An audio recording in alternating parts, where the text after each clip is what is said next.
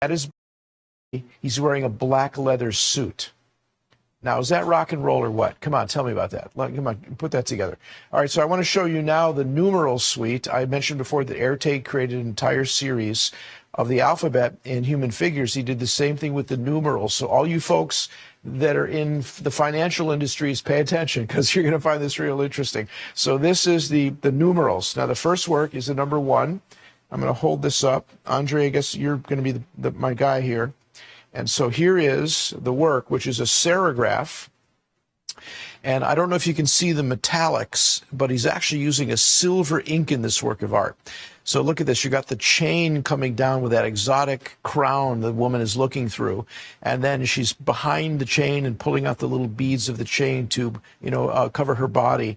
But just astonishing. Isn't that incredible? Now, again, I'm talking about these lacquer inks and these exotic techniques that Erte innovated. On the back of the work, I'm going to show you the embossing. Let's see if I can get that on the camera to pick up on that. There you go. That's a technique that people were not using in 1980 for the most part. That's extraordinary, to push into that paper the relief into the composition, as well as using all these exotic techniques. So that's number 1. Now, again, this is a hand-signed set. The edition size was $350, created in 1980, and this is a matching set, set number 273. It's never been framed before. This is one of the last examples that was in the archives of Circle Fine Art. When we acquired it, one of the works, I opened up the drawer and I found an entire set of the numerals. And there you go, the number 2. Of course, the pencil signatures are here and the annotation at the bottom as well. And that's the number 2. Many of these images, by the way, were created in the form of sculptures. Erte's sculptures in the 1980s were just amazingly sought after, such a demand for them. And number 3 coming up now with the mermaids. Think about this clever imagination. You see, he, of course, used the number also as part of the decorative frame that goes around it. And Erte is considered the father of Art Deco.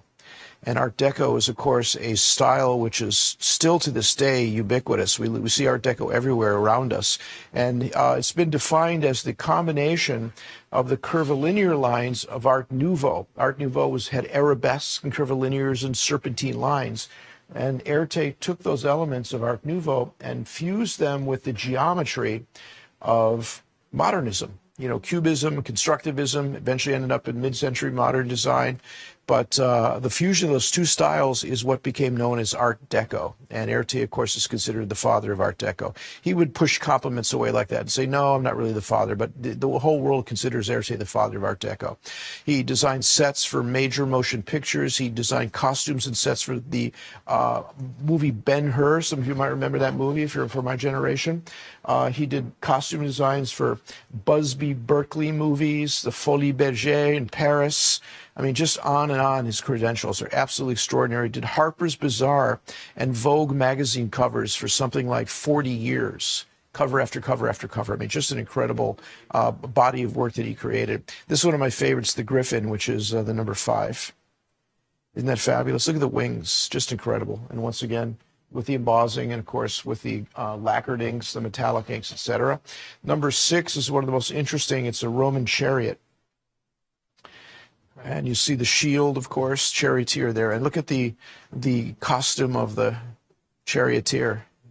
It's a woman. And after you get a tight shot in the face, can you get that, Andre? Get the face of the figure? Look at that. That's just classic Art Deco. Just even thinking up the design of the headpiece, the Roman helmet and the long hair, which is in gold. You see the bow, you see the shield, the figure, and the gold metallic and the foil stamping. So remarkable, so exotic. So that's number 6. Number 7. Hope you guys are enjoying this. I don't know if you checked it out in the catalog, but to even find one of these, you may go online and you'll see an example. We have it appraised just under $60,000 for the whole set.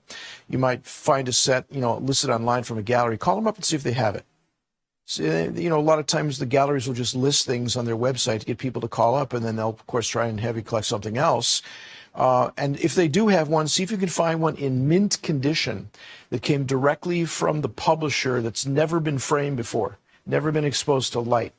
So we're talking about a really remarkable opportunity just in the example that we're showing you from 1980 in pristine condition. Absolute pristine condition. How about a fabulous piece here, which is number 8. And the figures, of course, you've got the moon, you've got the earth, you've got the sun. That's just got a gorgeous symbolic quality to it, the male and female figure. Look at the eyes of the female. You can look at these and continually see more and more elements to them. As I said before, his imagination was truly limitless. And when you consider the process he used to create these works, just extraordinary. Now, this image, number 9, actually has flocking on the surface of the paper. This is actually a soft, flocked material, almost like a velvet that's actually laid onto material by hand, every single example with that flocking, and it runs all through the dress, all the way down in the composition. And then, of course, you have the beads all done in a metallic foil. Can you see the flocking on there, everybody? Just fantastic. Matching edition numbers. And we, of course, will frame them for you if you like. You can have them framed. And then finally 0, which is one of my favorites because it's just the lips and the smoke. Erte has to end with a fun little detail there.